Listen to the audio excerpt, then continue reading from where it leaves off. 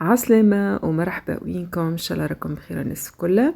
برتنا اليوم باش نعملوا معجون الرمان. كما تعرفوا هذا القيت نتاعو باش نعملوه بطريقه سهله ويجي بنين على الاخر. عندي كميه الرمان لهنا، عندي تقريبا 850 غرام. بيان سور يلزم ننظفها مليح ونحي منهم هاك القشره الصفراء هذيك مليح مليح. وباش نعمل عصرة، باش نعصر القارص. بيان سور القارص مهم برشا، كي نقشر هكا الغلة باش نعملها معجون باش ما يكحالش، مهم برشا.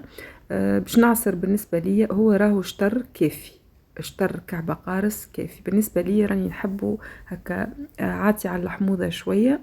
هذا اختياري انا. باش نعمل جيست توا في الاول عملت شطر وبعدين كي نخلط السكر عملت شطر اخر.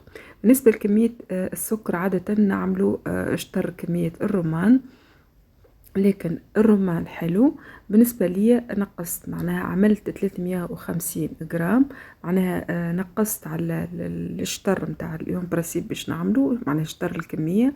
وهذا هو، وبالرغم هذا بالنسبة لي جاني حلو، معناها كانيش راني زادة نقصت شوي. هذا علاش نقولكم السكر عينكم ميزانكم. راهو عملت معناها نقصت على الكمية وجاني حلو شوي. انتم والرمان اللي عندكم باش نخلطوا مليح مليح بالطريقة هذه ونوزع السكر، وباش نغطيه بالطريقة هذه ونبيتوا ليلة كاملة في الفريجيدير. كما شفتوا لهنا كيفاش سيب الماء وذاب معنا السكر. نعاود نقولكم السكر ديما عينكم ميزانكم، معناها تنجموا تعملوا شطر الكمية اللي يحبوا حلو برشا تنجموا تنقصوا. بالنسبة لي كنت إذا كان عملت 250 كانت كافية بالنسبة لي. بهيك باش نحطو يطيب بيان سور. كي يبدا يغلى يلزم نح اكل كشكوشة البيضة هذيك. علاش هذيك؟ باش ما تعدمش المعجون. اذا كان باش نخلوها راهو وباش نعملوا كمية مثلا كبيرة راهي ما تخليش المعجون يصبر. هذا علاش يلزمنا نتخلصوا منها. بالنسبة لي عندي لهنا شوية ورد باش نحطهم راهو ينكه المعجون متاع الرمان بالكدا. اذا كان عندي هكا بونسومون نظيف ولا اي حاجه قطعه متاع قماش نظيفه نجم نحطو. الذي كان عندي معناها الصفايل مغطي بالطريقه هذه نحطو طرف هكا شوش الورد ونخليها جيست تغلى شوي وتبدل اللون متاعها. نحيها باش تخلي هكا المطعم والبنه اللي فيها بالطريقه هذه. ومن بعد ما نقصت اكل الرغاوي هذيك البيضه كنت لاحظوا توا يبدا هكا يكشكش كيما الشحور، معناها كيما القوام نتاع الشعور. لهنا معناها راهو المعجون نتاعنا بدا يحضر كيما شفتوا. القوام نتاع الخليط نتاعو بدا هكا يثقل معنا شويه.